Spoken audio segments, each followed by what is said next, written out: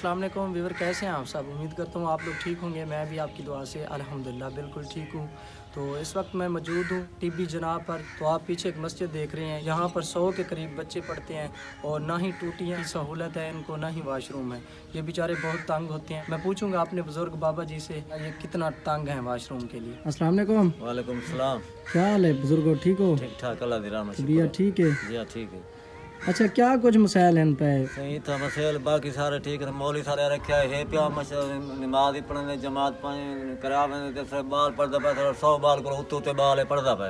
अच्छा, ते वाशरूम कहानी लेटरिन कहानी था पानी वास्ते वाशरूम वास्ते वधु वास्ते तंग थी ना। अगर हो सके अल्लाह की रज़ा की खातिर इस मस्जिद के लिए बाथरूम भी दे दें और साथ में टूटियां भी दे दें। और पैर से 2 बार रंग कराया है। अंदर से जब से ये मस्जिद बनी है तो 1 बार हुआ है पेंट, गिरना शुरू हो गया है। यहाँ एक सेम का इलाका है, तो कोशिश करें अगर हो सके अल्लाह की रज़ा की खातिर मस्जिद का रंग भी करा दें और बाथरूम भी दे दें, साथ में टूटियाँ भी लगवा दें। ये छोटे छोटे बच्चे वज़ू करेंगे और ये बुज़ुर्ग वज़ू करेंगे, आपको सवाब होगा।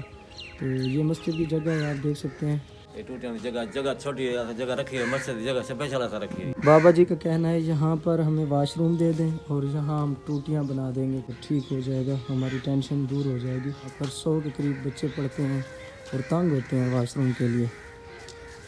और मस्जिद भी काफ़ी खूबसूरत है, आप देख सकते हैं। इनमें हाफिज़ भी रखा हुआ है, कुरान पाक भी बच्चे पढ़ते हैं। और ये टेंशन है बाथरूम वाली। तो मिलते हैं एक नई वीडियो के साथ। अल्लाह हाफिज़।